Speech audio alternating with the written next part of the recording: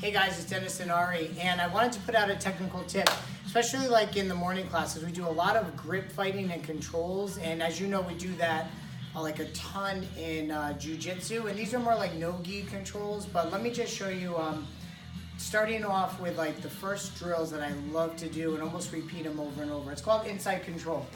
The drill starts with Ari puts his hands on me, and what I'm looking to do is swim inside, and my hands are looking to just go for bicep ties. Ari switches his hands, he puts them back on me, and I switch my hands.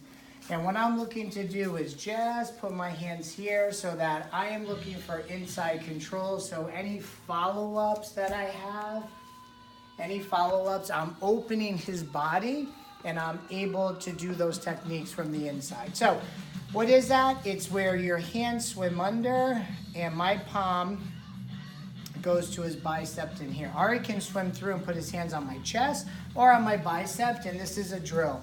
We're trying to get those hands to move quickly so that we can move. And again, so that I can go for head ties, I showed you knees, I can go for throws, and I can just dominate the inside. So there you go, that's your technical tip.